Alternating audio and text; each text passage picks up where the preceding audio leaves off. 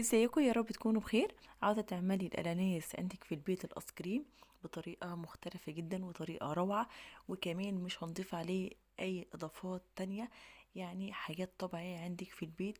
بجد بجد لازم تعملي الآيس كريم بالأناناس، طعمه تحفة قوي وطعمه جميل جدا، والأطفال هتحبه قوي. زي ما انت شايفة احنا هنجيب أنساية زي دي كده، هنقشرها، وبعد كده طبعا هنفتحها، هناخد منها القلب اللي فيها، القلب اللي هو فيها ال- اللب، او فيها الحبوب اللي هي فيها ديت. تمام. هنحطهم كده في طبق.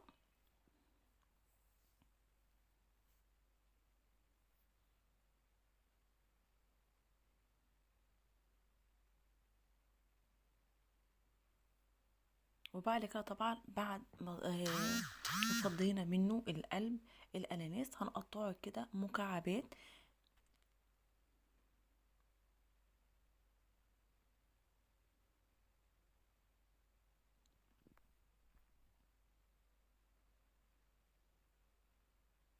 طريقته سهلة، وطريقته مش صعبة ولا اي حاجة.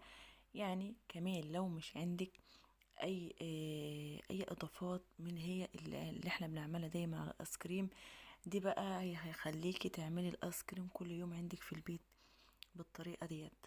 طبعا بعد ما قطعتهم مكعبات زي ما انت شايفه كده، هنحطهم في الفريزر لمده يعني ساعه او ساعتين.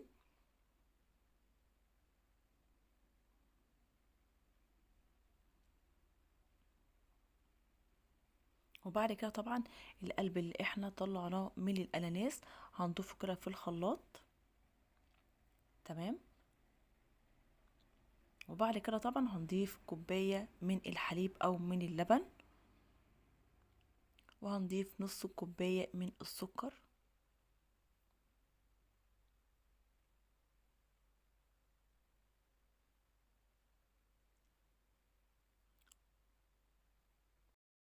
وهنضيف معلقتين من الكريمة البودر، هنفرمه في الخلاط. وبعد كده طبعا هنصفي القشر اللي هو بتاع الاناناس، اللي هي القلب بتاعه. وبعد كده طبعا بعد ما طلعنا الاناناس بعد ما فضل ساعتين في الفريزر، وبعد كده طبعا هنضيف الخليط اللي احنا جهزناه. وبعد كده طبعا هنربط عليه تاني، وبعد كده هنضيفه تاني في الفريزر لمدة 5 ساعات.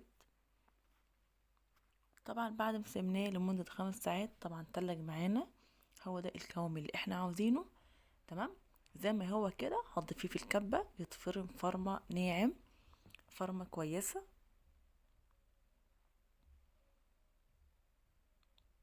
ما شاء الله، وصفة حلوة قوي ووصفة جميلة جدا، لازم تجربيها.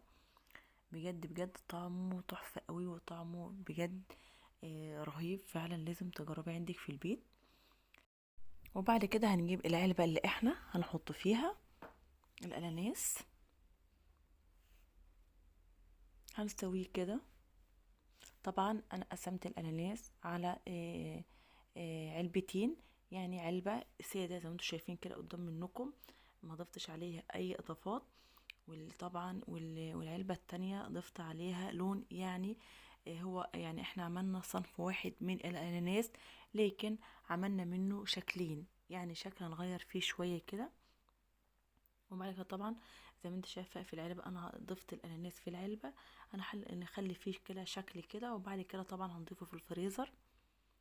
دي طبعا الكميه التانية اللي انا بقولك عليها هنضيف عليها اللون، يعني عاوزين نغير شويه.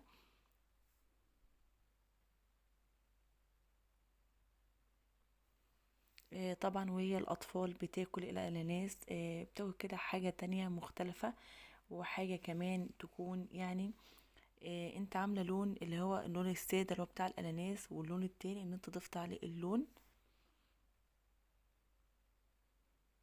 علشان الأطفال تحبه وهي بتاكله.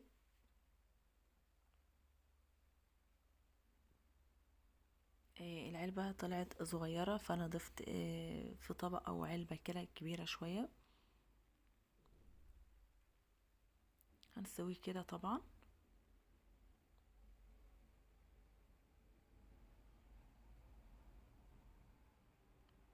الحلة عمل فيه شكل كده.